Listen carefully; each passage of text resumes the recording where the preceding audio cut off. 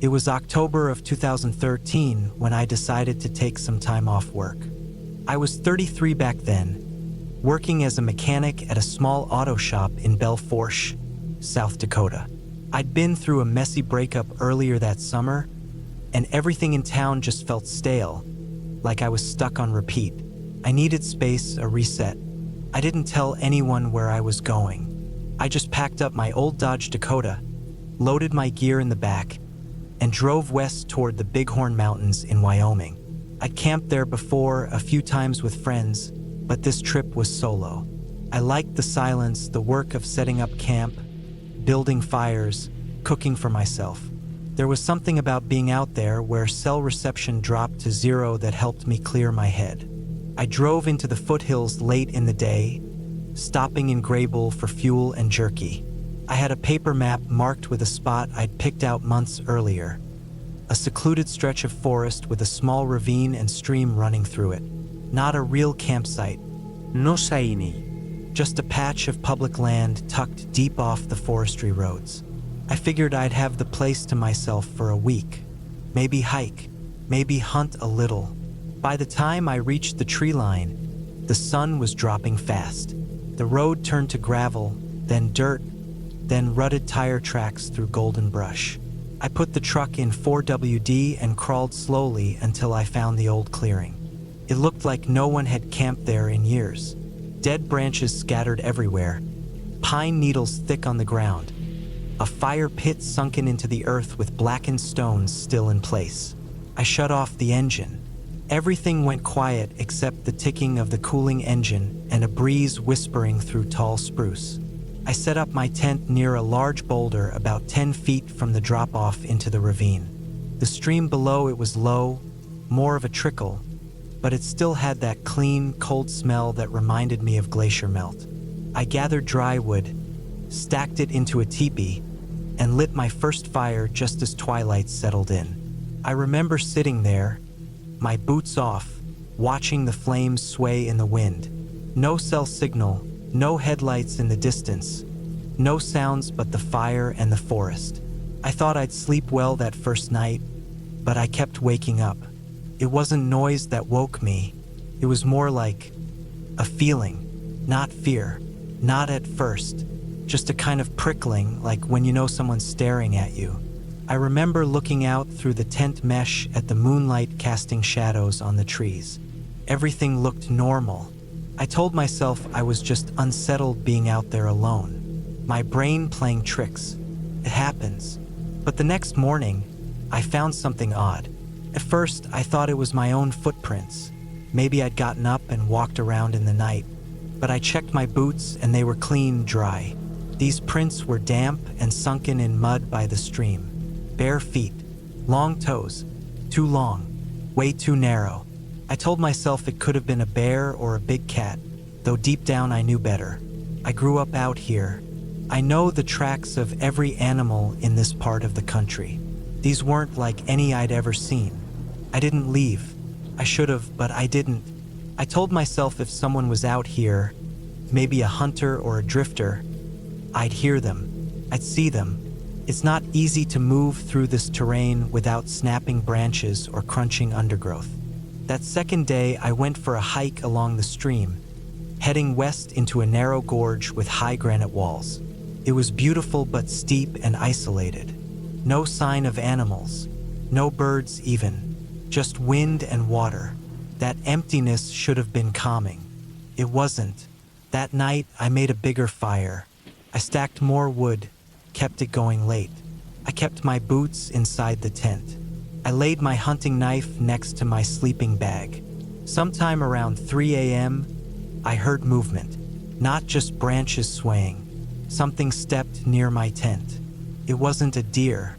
The steps were too deliberate, slow, one at a time. Crunch, pause, crunch, pause, like it was waiting between each one. My heart was pounding, but I didn't move.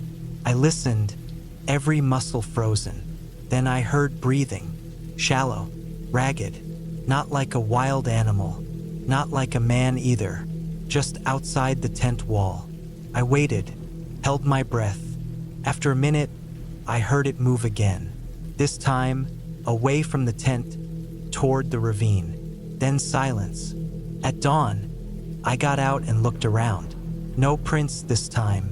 Nothing disturbed. But I saw something far worse. My firewood pile was torn apart, like something had dug through it with hands. Not paws. I found long gouge marks in the bark of the nearby trees, 4 or 5 feet off the ground. Not claw marks, like something scraping fingers against them. Still, I didn't leave. That's the part one can't explain. I think I was too curious, too stubborn. I didn't want to be the guy who panicked over a few footprints and scratches. On the 3rd day, I hiked north, away from the gorge, up a steep ridge. I wanted a better view. From the top, I could see miles of forest. No signs of people. No smoke.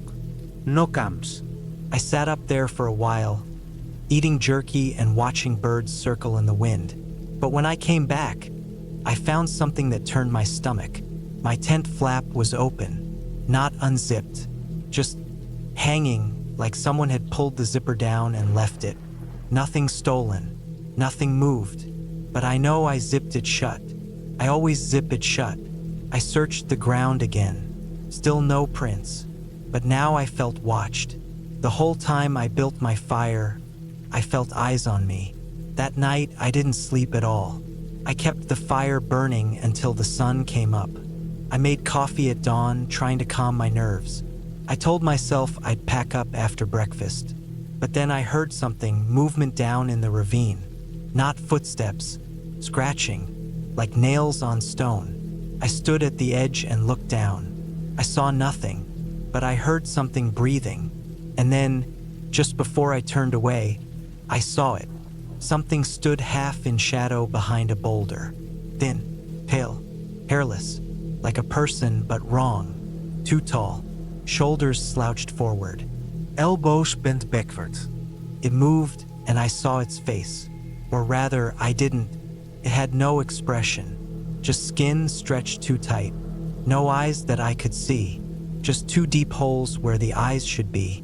It ducked away fast, almost like it hadn't meant to be seen. It didn't run. It just slid back behind the rocks without a sound. I dropped my cup, took off running. I packed in under 15 minutes. Didn't even fold the tent. I threw everything into the truck bed and floored it. My wheels spun in mud before they caught. I tore down that dirt trail, bouncing in and out of ruts, scraping tree branches until I hit gravel and then asphalt. I drove straight to Sheridan, found the cheapest motel I could, and locked myself inside. I stayed there for 2 nights. Didn't sleep the first one. Barely slept the second. I kept thinking I'd see it again, outside the window or in the parking lot. But it never came. When I finally got back home, I told a friend about it. Well, part of it. I said I saw a mountain lion. He nodded like he believed me. Maybe he did. I didn't tell him about the footprints, or the tent, or the face. Couldn't. Even now, years later, I don't know what I saw. I've read about things. Skinwalkers, shapeshifters. I don't know if I believe in any of that. I don't even know if what I saw was real. But I haven't camped alone since. I still have the tent. It's in a storage bin in my garage. Sometimes I think about throwing it away, but I don't. It's like a reminder of something I can't explain, something that changed the way I see the woods. I still go hiking, still go hunting, but only on public land. Day trips, always with friends, and never near that ravine.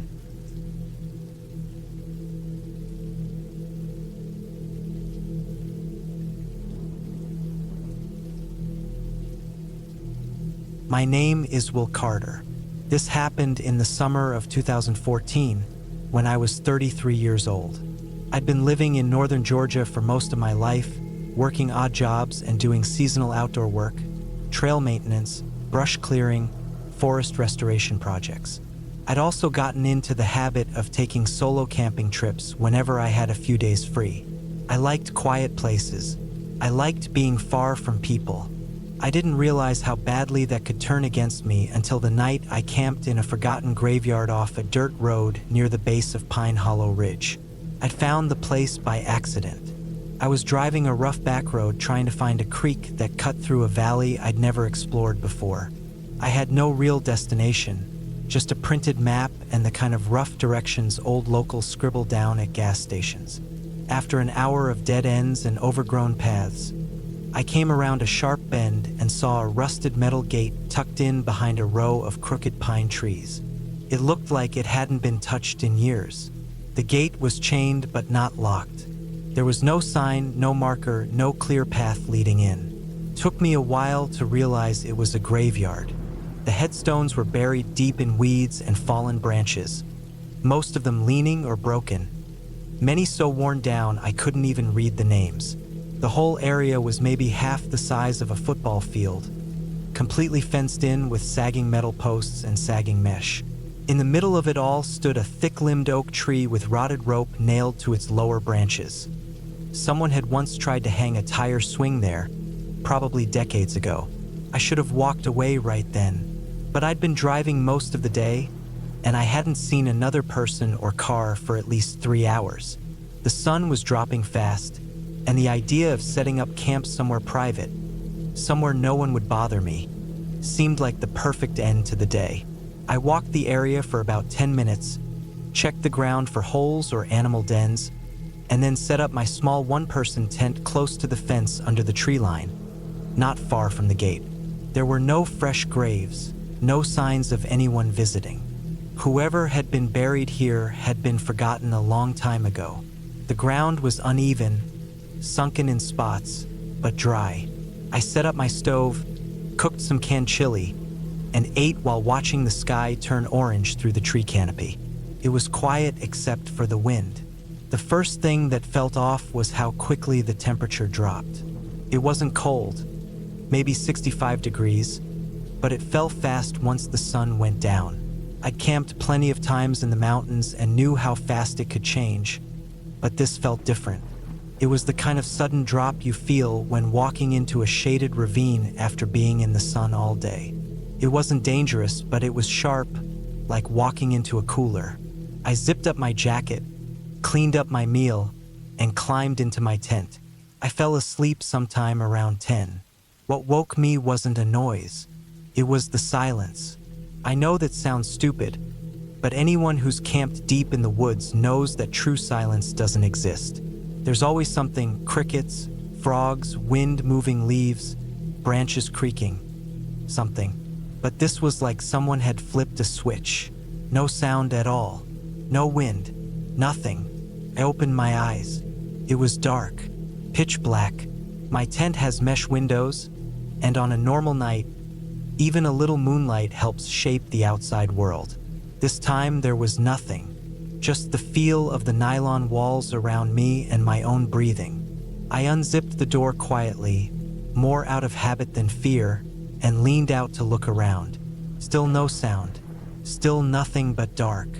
I sat there for a few minutes trying to adjust my eyes. I could just make out the outline of the oak tree against the sky. A few clouds moved across what I assumed was the moon. The graveyard looked still, same as when I'd set up. Nothing had changed, but I couldn't shake the feeling something was wrong. There was no wind, but I heard something start to click. Faint, slow. It wasn't a clock or animal. It sounded like metal, but light, like tapping two coins together. I froze. Came again, a few seconds later. Still faint, but closer. Still no wind. Still nothing else moving. I strained my ears, turned my head slowly. The sound stopped, and then, just barely, I caught the sound of gravel shifting. I'd walked the graveyard enough earlier to know there were no gravel paths. The only gravel had been outside the gate on the road. That meant something or someone was on the road. My chest tightened. I shut the flap to the tent quietly, grabbed my flashlight, but didn't turn it on. My knife was still in my pack. I slid it out, opened the blade, and held it low by my side. I sat there for maybe 10 minutes. No more clicking, no more gravel, just silence again. Eventually, I convinced myself it was an animal. Maybe a deer on the road, or a raccoon nosing through the brush. I laid back down, still fully dressed, knife in my hand. I kept the flashlight by my pillow. I didn't fall asleep again. Just before dawn, I heard a soft thump. Not far, just outside the tent. I sat up instantly, heart slamming. I didn't move, didn't unzip the tent. The sun wasn't up yet, but the dark was starting to lift. I could just barely see through the mesh again. Nothing. I waited another few minutes before turning on the flashlight and unzipping the tent. There was something lying on the ground a few feet from the entrance. I stepped out slowly and knelt. It was a dead squirrel. Fresh. No rigor, no rot. His neck had been broken clean. I looked around the clearing. Still no sound. No movement. The gate was still shut. I buried the squirrel with a small stick and moved fast. I didn't even bother packing properly. Just shoved everything into the truck bed and got on the road as fast as I could. I drove to a gas station about 40 miles away, got coffee, used the bathroom, and stood in the lot for 20 minutes trying to decide if I was being paranoid. I drove back out there after lunch. I had to. When I got back to the site, the tent was gone. Everything was gone. The grass where I'd set up had been flattened. The fire ring I'd made was still there, but my tent, my pack, my stove, even my folding chair, gone. I'd taken my sleeping bag and clothes with me in the truck, but everything else had vanished. There were no tire marks, no footprints, no drag marks. Nothing. But the thing that rattled me most was the rope in the oak tree. It wasn't the swing I'd seen the day before. That rope had been old, frayed, covered in moss. This one was new, freshly cut, tied into a noose. I stared at it for a long time. No one else was around. No sound but the wind. I didn't tell anyone. Not the gas station guy, not the cops, no one. I just drove home and never went back. That graveyard isn't on any map I can find. I tried for weeks after that, looked through county records, asked people I knew who'd lived in the area forever. No one knew what I was talking about. I drove those roads again and couldn't find it. It was like it had been erased. I don't know what I walked into that night, but I haven't camped alone since. And if I ever do again, it won't be anywhere near forgotten places, no matter how quiet they look.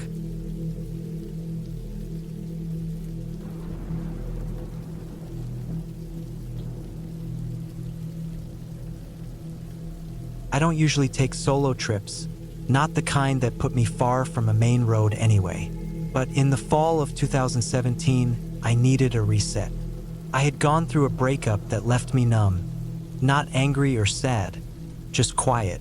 My job at a tire warehouse in Reading was steady but mindless, and I'd gotten used to the sound of forklifts more than the sound of my own voice. I had 4 days off saved and a used 2008 Toyota Tacoma that had only let me down once. I threw my tent, some freeze-dried food, a gallon jug of water, and a cheap camping stove in the bed, topped off the gas tank, and pointed north into southern Oregon. The plan was simple. Find a quiet trail, park far out, hike deep, and sit with my thoughts. The second day out, I found myself on a back road off Highway 138, somewhere between Roseburg and Crater Lake. It wasn't listed on any camping app one had, but that was part of the draw. It looked like an old fire service road, narrowed by years of disuse. The forest around it was dense, old-growth Douglas fir and hemlock, and the underbrush was mostly sword ferns and vine maples already turning red and gold for fall. About 5 miles in, the road split into 2 rutted paths. One went uphill toward a ridgeline, the other down toward a wide creek I could hear before I saw. I went downhill. The path was rocky, and even with 4-wheel drive, the Tacoma bucked and dipped like a boat.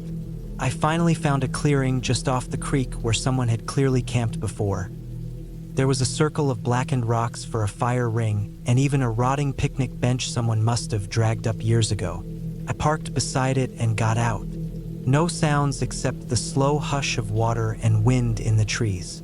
It felt untouched, good kind of quiet. I set up my small tent on a flat spot above the creek.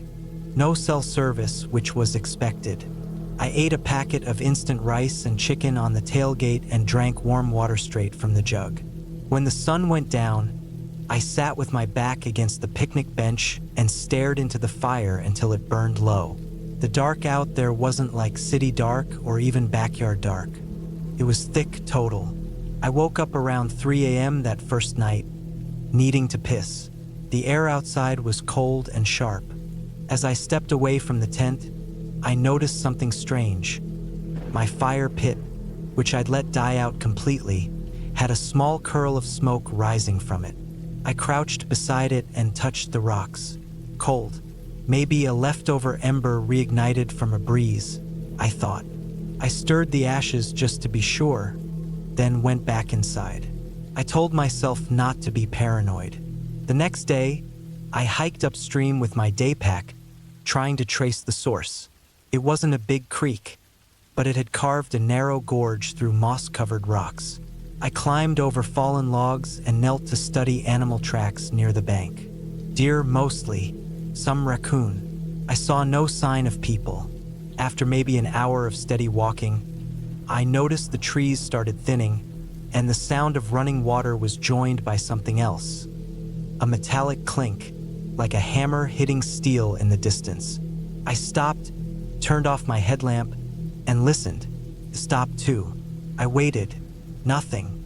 Another 30 minutes in, I found a rusted-out pickup deep in the trees, maybe 40 yards off trail. It was a late 70s Ford, red paint turned orange with rust. Tires shredded. Doors open. Inside were old beer cans and a jacket across the bench seat. Untouched. No plates on it. That gave me pause. It didn't look like it had been in a wreck or dumped from the road above. Someone had driven it there and left it. Long ago, but still. I turned back. The second night was different. The air was heavier, clouds moving in. Around 10 p.m., I noticed a light in the trees across the creek. Not bright, just a dull orange glow, like someone had lit a lantern. I stood still and watched. The glow flickered but didn't move. I didn't want to assume the worst. Could be another camper. Could be someone hunting. Still, it bothered me that there was no sound, no voices, no movement of any kind. I put out my fire completely and sat inside my tent with my headlamp off. At some point, I dozed off. I woke up again around 2:45 a.m. and immediately knew something was wrong. It was dead silent, no wind, no creek. Like the whole forest was holding its breath. I unzipped the tent slowly and looked out. The light across the creek was gone, but something was near. I couldn't explain it. I could just feel it. I didn't hear footsteps, but the undercurrent of wrong was strong enough to make me grab the hatchet I kept next to my sleeping bag and sit with my back against the side of the tent, staring at the zippered door. Sometime before dawn, I fell asleep like that. I planned to leave the next day, but curiosity got the better of me. I wanted to know what that light had been. So after coffee and a cold granola bar, I crossed the creek barefoot and started walking in the direction I'd seen the glow. About half a mile in, I found signs of something recent. A trampled patch of ferns, boot prints, not hiking boots but work boots, wide tread. I followed them. They led to a small flat spot where the ground had been disturbed. Not dug deep, just churned. Someone had kicked dirt and leaves around to cover something. I squatted down and brushed it away with a stick. Underneath was a square of canvas tarp. I pulled it up, and underneath were bones. Not fresh, but not ancient either. Long bones like femurs or arms. Maybe a deer, I told myself. But then I saw a boot print right in the middle of the tarp, as if someone had stepped on it to hide it better. The print was recent, edges still sharp. That's when I started to hear movement behind me. Branches creaking softly, then a short exhale, not mine. I turned fast. Nothing there. I backed away slowly, heart pounding. The forest felt different now, too alive, too focused, like it had eyes. I crossed the creek fast and packed up camp in under 10 minutes. The road out was worse than I remembered. Wet leaves had turned slick, and the truck slid a few times even in 4-low. When I hit the main road again, I didn't stop until I saw a gas station on the outskirts of Roseburg. I parked, went inside, and sat with a coffee at a plastic booth until the cashier asked if I was okay. I nodded, just tired. 2 days later, I called the non-emergency sheriff's line in Douglas County and told them about the tarp and the bones. I didn't give my full name, just said I'd been camping near the trail off Highway 138. The woman on the phone thanked me, said they'd look into it. I never heard anything back. I've camped since then, but never alone. I'll drive an hour out of my way just to find a marked campground now, and I make sure I have signal or a sat phone. I tell myself what I found was an old hunting cache or some idiot trying to bury a dead deer. But that doesn't explain the light, the fire pit that smoked on its own, or the sharp print on the tarp. Something was out there, and I left just in time.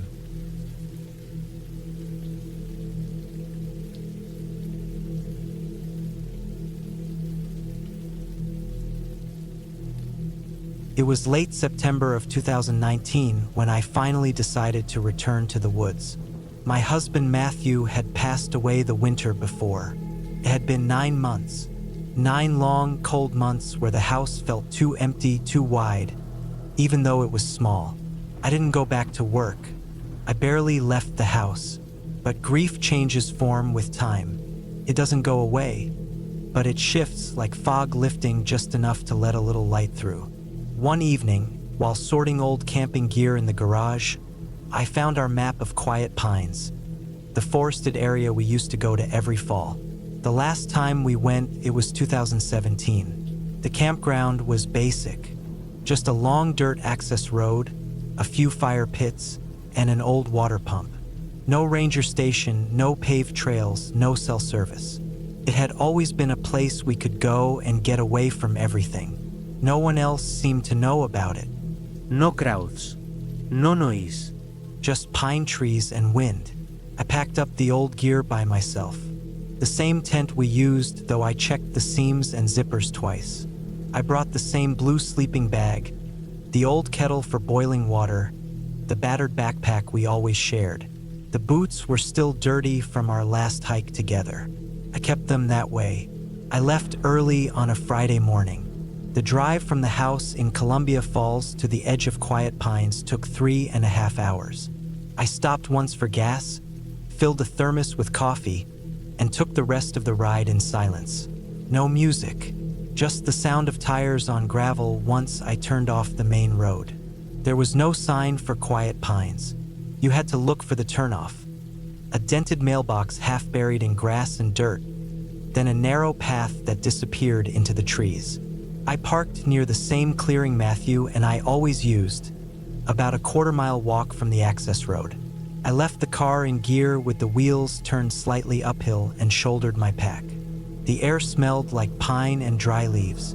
The wind rattled the canopy high above, but the forest floor was quiet. My boots crunched softly on the trail, and I could hear my own breathing. I reached the clearing after 10 minutes. It looked the same. That surprised me more than I thought it would. The same big rock near the center, the same fallen log where we used to sit and make coffee in the morning. I stood there for a while just looking around.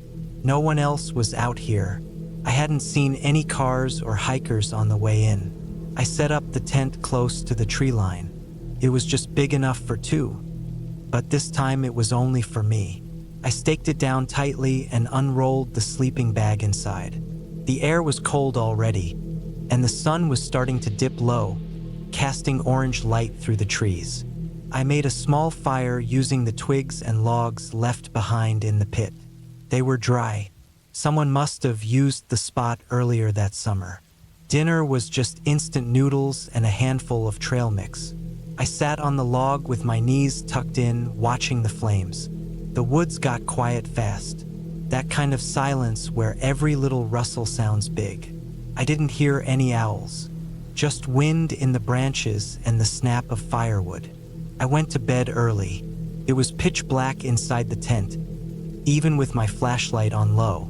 The sleeping bag smelled faintly of Matthew, of the old laundry soap he used.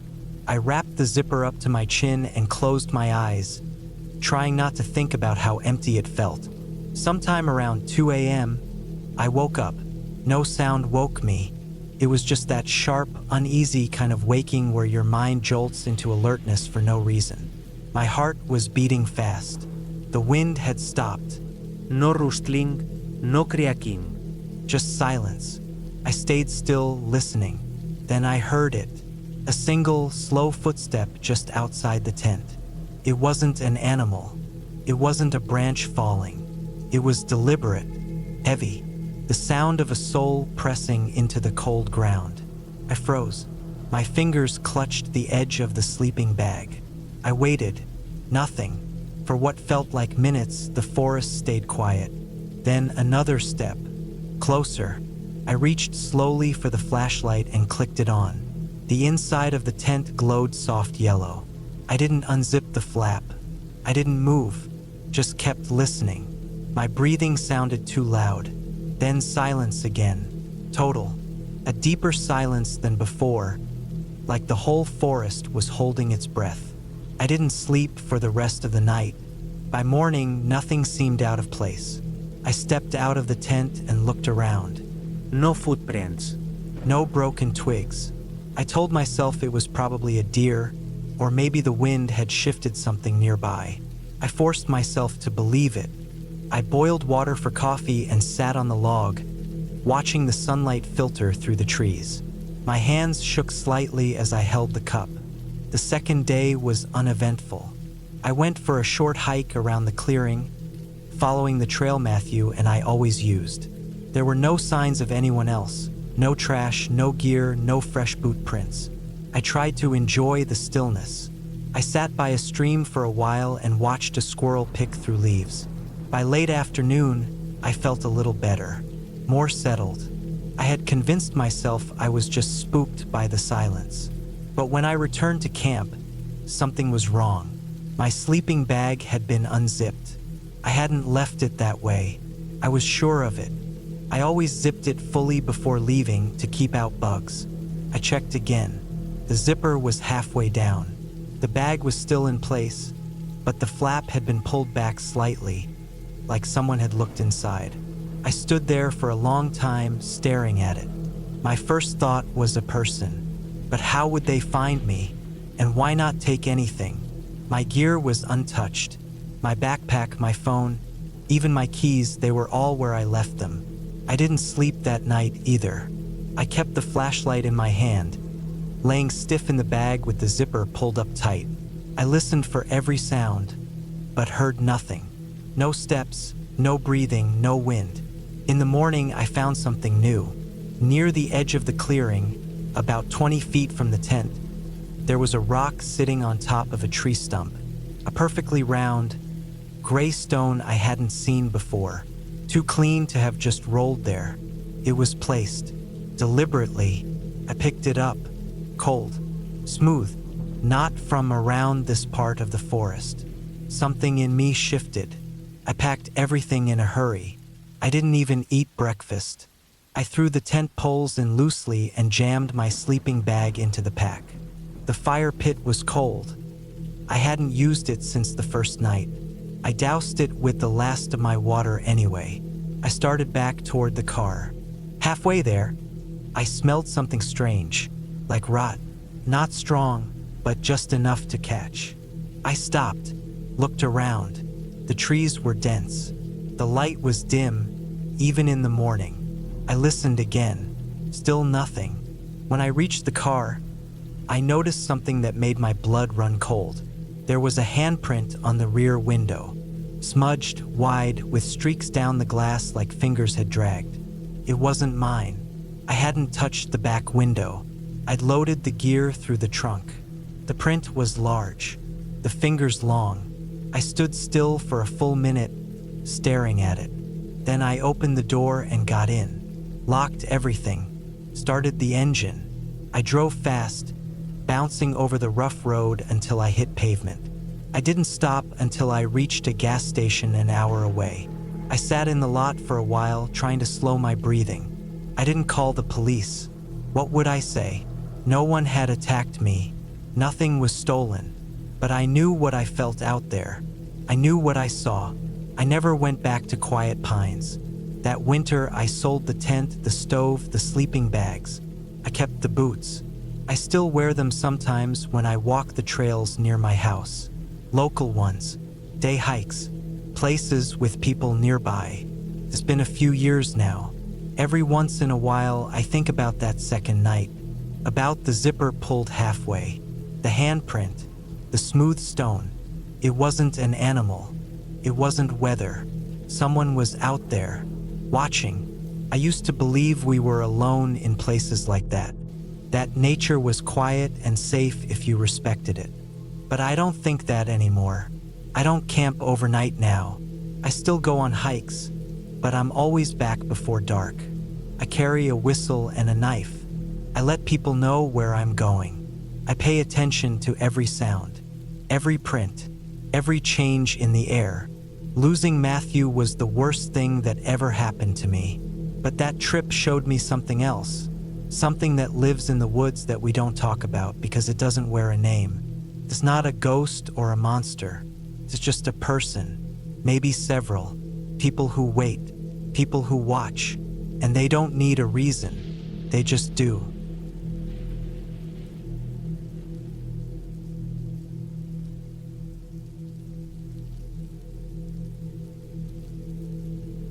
It was in the early fall of 2013 when I decided to go camping alone in a part of northern Oregon I hadn't been to before. I was 32 at the time, working a desk job in Portland that had been grinding me down day by day. I was tired of screens, people, the same commutes, and the same damn sandwich shop down the road. So when I found out I had 3 days of leave approved, I packed up the gear I kept in the back of my closet. An old 2-person tent, a propane stove, a sleeping bag I hadn't used in a year, and set out toward a place marked on an old hiking form. It was called Crooked Pines Trail. The directions were vague, but that was part of the appeal. I had to turn off the main highway after about 2 hours of driving, then take a gravel road that wound up into the foothills, thick with lodgepole pines and underbrush. There was no signage past the first half mile. I used the printout from the forum post as my guide. The rain started not long after I passed a broken fence that marked the entrance to the trailhead. Light at first, just a mist really, but I could see it darkening the edges of the pine needles and tapping softly on my windshield. There was no one else there. The only sound when I got out of the car was the wind and the faint patter of rain on leaves. The place felt abandoned, but not in a creepy way at first. More like nature had reclaimed it. I parked under a stand of trees, loaded my backpack, and slung it over my shoulders. I also strapped my small hatchet to the side. I didn't expect to need it, but old habits stuck from years of camping as a teen with my uncle in eastern Washington. The first 2 hours of hiking were uneventful. The trail was narrow but not overgrown, with tree roots and rocks poking through the mud. It wound slowly uphill through dense forest. The smell of wet moss and pine was strong. I passed a few rusted trail markers, mostly unreadable. By the time I reached the flat ridge I'd aimed for, the sky had darkened to a dull gray. The rain picked up. Not a storm, just steady, soaking rain. I pitched the tent beneath a partial canopy of branches and set up camp fast. I got a small fire going with dry shavings from my pack and used my rain poncho to shield it long enough to cook some beans and rice. It wasn't great, but it was warm. As night came on, I stayed close to the fire. I didn't have cell service, and I hadn't expected to. That was the point. I had my small notebook and a flashlight. I jotted a few things down, mostly how quiet it was. Not just peaceful quiet, but a sort of hollow silence. No birds, no distant frogs, not even the occasional crack of branches from animals. That should have struck me more than it did, but I was focused on the heat of the fire and the ache in my back from the hike. Around 10 p.m., I zipped into the tent and lay back on my sleeping bag. The rain hadn't let up, and now it was tapping harder against the nylon.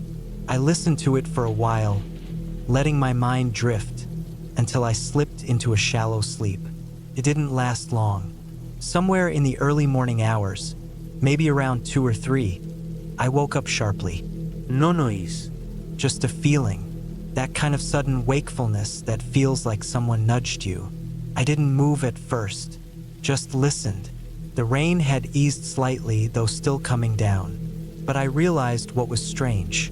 There was a new sound, faint, rhythmic crunching, like something stepping on wet gravel or soft twigs. Not fast, just slow and deliberate. One step, pause, another step, then quiet, then again. I lay still, holding my breath. I thought maybe it was a deer or a black bear moving near camp, but I didn't hear snorting or sniffing, just the steps. They moved closer, then stopped. I couldn't see anything out the front mesh. The tent flap was closed, and my flashlight was near my feet. I slid my hand slowly down the bag, gripped the flashlight, and flicked it on. I didn't unzip the flap. I just held it, not sure what I would even do with it. The steps had stopped by then. I lay like that for a long time, light off again, heart thudding. Eventually, I drifted back into a thin sleep, but it was restless. I dreamed of branches snapping, of water dripping endlessly, of movement in the shadows. When I woke again, it was light, gray, but clearly morning. Rain still fell, but not as heavily. I stepped outside and looked around. No signs of animals, no prints I could see. Just the same wet forest and low clouds. I told myself it had been a raccoon or some small animal curious about the camp.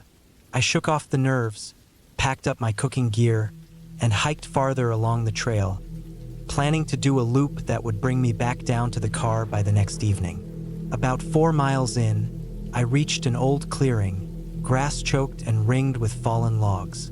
I stopped to rest. I noticed something off to the left, beyond a break in the trees. I walked toward it, pushing branches aside.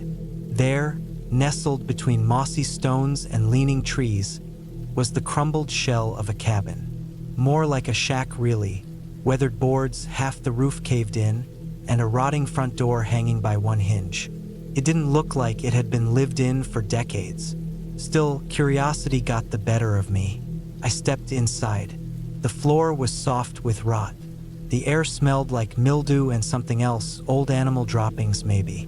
There were a few broken chairs, an iron stove rusted through, and what looked like a cot frame. The place gave me a bad feeling. Not fear exactly, just wrongness. I backed out and didn't linger. That night, I set up camp farther down the trail, near a narrow stream. The rain started up again. I kept the fire small and tucked the tent closer to a rock overhang for shelter. I ate, wrote a few lines in the notebook, and tried not to think about the shack. I was asleep not long after sunset. I woke up again in the dark. This time, I knew something was different. There was no rain, just the sound of water trickling nearby, and footsteps again, closer and slower. I didn't move. I held the flashlight but didn't turn it on. I heard a single twig snap, not like a squirrel or small animal. Something heavier, then breathing, close. I unzipped the tent flap just enough to peek out. Nothing. I waited. 10 minutes, 20. Then something brushed the side of the tent. Not hard, just the lightest stroke, like fingers. I scrambled out, flashlight in hand, and swept it across the trees. Nothing. I shouted once, a short loud sound just to break the silence. Then I stood and waited. Still nothing. I didn't sleep again that night. To first light, I packed everything. I skipped breakfast, rolled the wet tent as fast as I could, and hiked back to the car. But here's the thing. When I got there, after nearly 8 hours of walking through the wet woods, I saw something that made me freeze. There were prints in the mud near the car. Not mine. Bare feet. adult-sized, dozens of them, around the vehicle, toward the trees, back again. Not deep enough to say when they'd been made, but fresh enough. The weirdest part was how erratic they were. Some short steps, some longer, like someone limping or crawling at times. I stood there a long time, just staring. I checked the car. Nothing broken, nothing taken. I unlocked it, threw my gear inside, and drove. I didn't stop until I reached the next town. Burns, I think it was, and got a motel room for the night. I checked the windows twice before going to bed. For months afterward, I tried to reason it out. Maybe someone lived out there off-grid. Maybe they followed me out of curiosity. Maybe they saw me as a trespasser. Maybe it was just coincidence, an unrelated hermit crossing paths with a dumb camper. But then something else happened.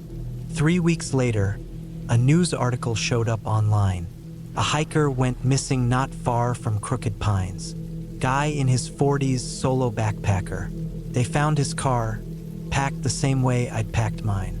His tent was found about a mile off the main loop, torn apart by what they said were animals. No other remains. No foul play suspected. I saved the article. Still have it. I haven't been camping since.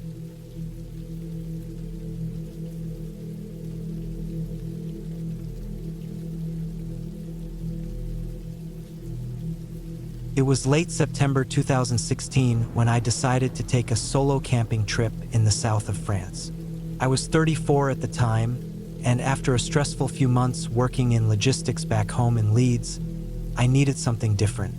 I had been to France before, but never alone, and never to this part of the country. A friend of mine had once mentioned the Ardèche region. Its limestone cliffs, thick forests, and winding rivers. I looked it up one night and saw pictures of calm waters, rugged terrain, and scattered, quiet campgrounds tucked into nature. It seemed perfect. I booked a ferry crossing from Dover to Calais, then drove down in my old gray Renault Megane, packed with a 2-man tent, a camping stove, food, and a few essentials. The drive took about 10 hours in total, split over 2 days. I stayed at a cheap roadside hotel the first night in Macon, then reached the village of Valenpont-d'Arc by the afternoon of the next day. It was small, peaceful, and surrounded by natural beauty. The town had a couple of bakeries, a butcher, a pharmacy, and a few bars, most of which were already closing early for the season. I had picked a camping spot based on a random blog I found, run by a retired Dutch couple who had spent the last 5 years traveling Europe. They'd written about a semi-wild campsite along the Chassezac River, not far from the main tourist path, but far enough that it wasn't on Google Maps. The directions were vague. Turn left after the bridge with blue railings, drive down a gravel path for about 15 minutes, look for a large fallen tree, but I managed to find it. There was no sign, no marked plots, just an open forest clearing by the river. No other cars were there. Felt remote in a good way. I set up my tent in the flattest part of the clearing, close enough to the river that I could hear the water flowing, but far enough that I wouldn't risk any flooding if it rained. The air smelled like pine and damp earth. The river was slow and dark in color, its surface broken occasionally by rising fish or floating debris. I unpacked my things and made a quick meal on the stove. Pasta with tuna and tomato sauce from a can, then sat by the water as the sun dipped behind the trees. There were no lights around. Once it was dark, it was pitch black. I could see the stars more clearly than I had in years. The silence was total except for the river. That first night I slept well. A little cold, but nothing out of the ordinary. The next morning, I woke to a layer of mist hanging over the ground. I made coffee on the stove, then hiked for a while along the river's edge. The forest was thick in some areas, with brambles and nettles growing wild, but there were game trails and old footpaths, most likely used by hunters or fishermen.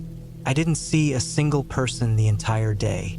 I found a small rocky beach upstream and spent an hour sitting there, just watching the water. That evening, I went to bed early. It was fully dark by 8 p.m. I had brought a book with me, but I barely read it. I remember thinking how peaceful the place was. No other tents, no traffic noise, no distant dogs barking. Just the wind, some rustling leaves, the river, and the occasional insect buzzing near the tent. But around 2 a.m., I woke up, not because of a sound. At first, I wasn't sure what had stirred me. It was one of those moments where you open your eyes and something just feels off. I lay still and listened. The river sounded the same. There were no voices, no footsteps, no rustling, nothing, just silence. But it wasn't the same silence as before. It felt heavier, like the air itself had changed. I reached for my headlamp and switched it on, the beam cutting through the inside of the tent. Everything was where I had left it. My backpack, the book, the shoes by the flap. I stayed like that for maybe 5 or 10 minutes, then switched the lamp off and tried to sleep again. Just as I was drifting off, I heard a noise outside. It was soft, like something brushing against the tent. At first, I thought it might be a branch shifting in the wind, but there was no wind. I held my breath. Then I heard it again, on the other side this time, like fabric being touched lightly, maybe by fingers or claws. It wasn't strong, not a full-on grab or anything, just the faintest of touches. I sat up and turned on the lamp again. I didn't move or make a sound, just stared at the nylon walls of the tent. The sound stopped. After a while, I convinced myself it had been a mouse, or maybe a hedgehog, something small moving around. But I couldn't shake the feeling that something had been there, right next to me. I didn't sleep much after that. The next morning, I walked around the site. I didn't see any animal tracks or signs that anything had been near the tent. The ground was hard and dry. No prints, no droppings. I made breakfast, cleaned up, then went for another hike. This time I went further upstream, deeper into the forest. I found a small, abandoned stone structure, maybe an old shepherd's hut or tool shed, almost hidden under ivy. The door had collapsed inward. Inside was nothing but broken wood and some animal droppings. By the time I got back to camp, it was late afternoon. I had that same sense of unease. Not full-on fear, not yet, just a weird awareness of being alone. It's hard to explain unless you've felt it. The realization that you are completely cut off. No reception. No other campers. No one knew exactly where I was. I made dinner, read for a bit, then lay in the tent with the lamp off. At around 1:30 a.m., I heard the noise again. This time it was louder. It was a scrape, like something being dragged across the dirt and stones. I sat up immediately. My heart was pounding. The sound stopped the moment I moved. I held my breath and listened. Then a new sound, breathing. It was just outside. Not fast, not panting. Slow, calm breathing. The kind of breathing someone does when they're standing still. I froze. Every hair on my body stood up. I didn't know what to do.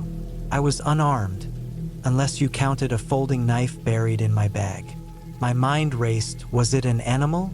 Person? I waited. The breathing stopped. I heard soft footsteps, maybe 2 or 3, then silence. I didn't sleep at all that night.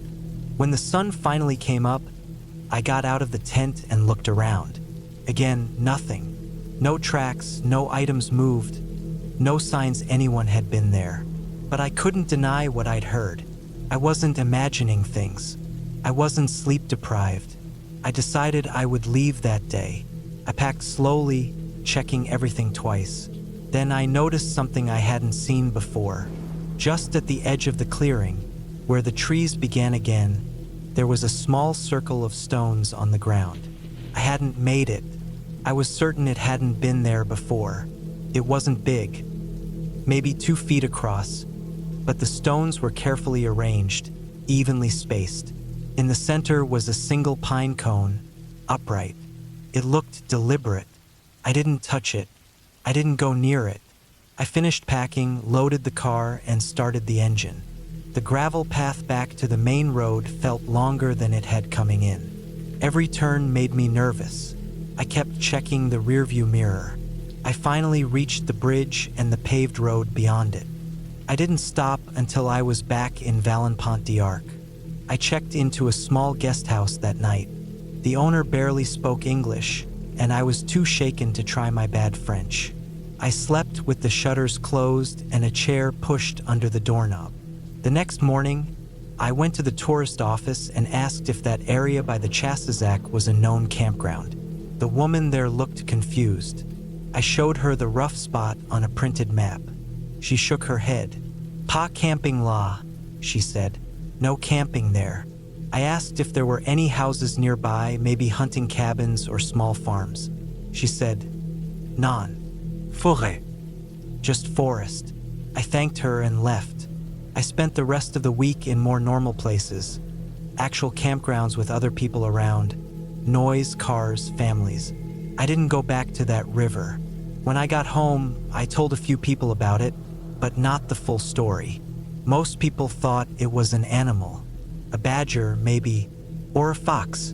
But foxes don't breathe like that, and they don't leave circles of stones. Years later, I came across a forum thread about off-grid camping in France. One person mentioned that in some rural areas, old traditions still linger, rituals, warnings left in the woods. Circles of stones meant something. They were used to mark private land or hunting zones, or sometimes just to warn people off. Maybe that's what it was. A warning. Whatever it meant, I've never camped alone since. And I never will again.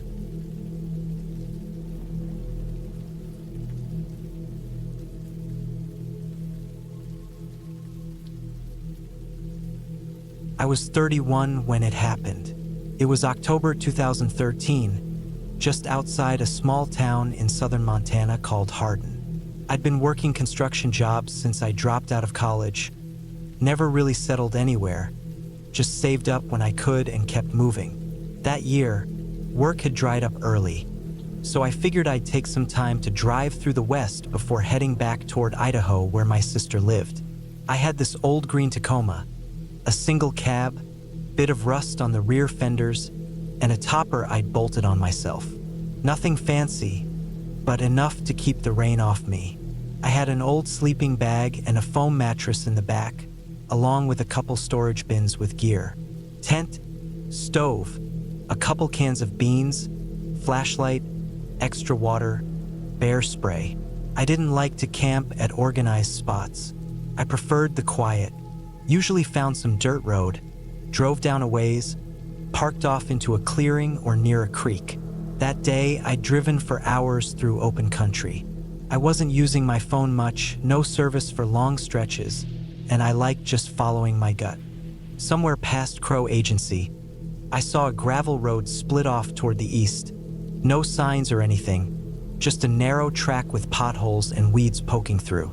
I pulled over and checked my map, an old paper one I kept in the glove box.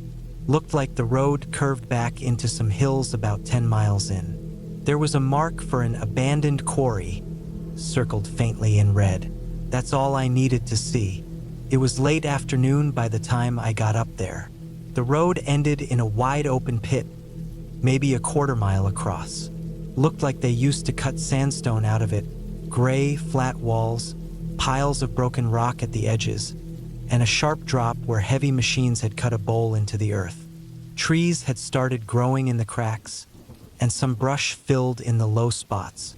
There was a gravel rise to one side that made a sort of flat overlook. I parked up there. No tire tracks, no sign of anyone. Just wind and sky. I set up my stove and heated a can of soup. The air was dry and cold, the kind that makes your nose sting when you breathe. I wrapped myself in my jacket and leaned back against the tailgate, just staring out over the pit as the light went gold, then purple, then dark. Coyotes howled a few times, but they were far off. I crawled into the bed of the truck around 9. Didn't bother with the tent. It was too cold and windy for bugs, and I liked having the truck walls around me. I slid the topper shut and locked it, then laid out on my side, the foam pad soft enough to ease the hard floor. I left one window cracked for air. Outside, the wind moved through the brush in long, low waves. I don't know what woke me. It wasn't a sound. It wasn't even fear, not at first. It was just that feeling something wasn't right. I blinked a few times, trying to adjust to the dark. My watch said 2:43 a.m. The moon was bright, lighting the quarry in pale blue. I was about to roll over and go back to sleep when I heard something soft, a kind of crunch, like a shoe on gravel. I lay still, holding my breath. Another crunch, a little closer. Coyotes don't walk like that. Deer don't either. This was slow, careful, heavy. I reached for the can of bear spray near my head, my fingers wrapping around the cold metal. I didn't hear anything for a minute. Then again, crunch. It sounded like it was coming from the edge of the rise, maybe 20 feet from my truck. I didn't move. My heartbeat was in my throat now, tight and hard. I was trying to think. Did I see another vehicle? A fire? A flashlight? No, nothing. I'd been alone. Then came the sound that still sticks with me, a dry dragging noise, like something being pulled slowly across the gravel. Not a branch or a stick. Heavier. Maybe a boot or a rope. Another crunch. I stayed frozen. My eyes were locked on the corner of the topper's window, just a crack of moonlight showing part of the pit. I couldn't see anything. The sound stopped. Then I heard a thud.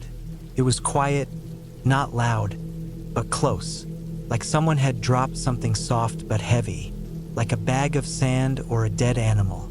No more footsteps. I waited. 10 minutes, maybe 20. I don't know. My body was stiff with cold and fear. I finally dared to move, slow and quiet, and peeked out the window. Nothing. Just the moon on the rocks, the empty quarry below. Still, I didn't sleep again. At first light, I stepped out and looked around. My boots crunched on the frost-covered gravel. The truck was untouched. I walked to the edge of the rise, where I thought I'd heard the sound. That's when I saw it. Footprints. 2 sets. One light, almost barefoot looking. The other boots. Wide treads. They'd come from the tree line, circled the rise, stopped about 15 feet from my truck, then back again. I followed them as far as I dared. The boot prints turned and disappeared into the trees. But the barefoot ones, they didn't go back.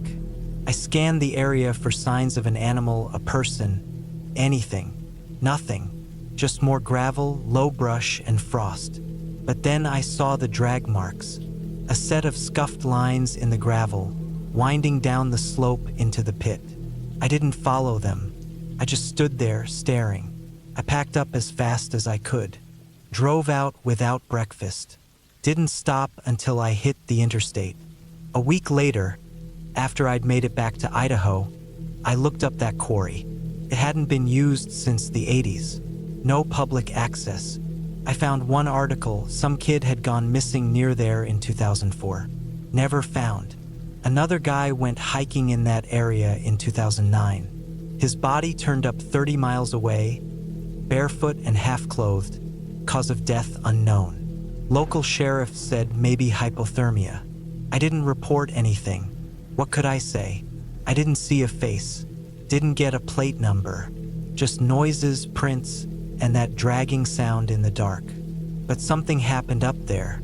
I wasn't alone that night. I haven't camped alone since. I still hike, still go out into the woods now and then, but never without someone else. And never in a place where I can't see the road. There's something out there. Not ghosts, not monsters, just people. The kind that watch and wait. The kind that know you're alone. The kind that move when it's quiet. And the worst part is you'll never hear them coming until it's too late. That's what I believe now. And that's why I never go back to Montana.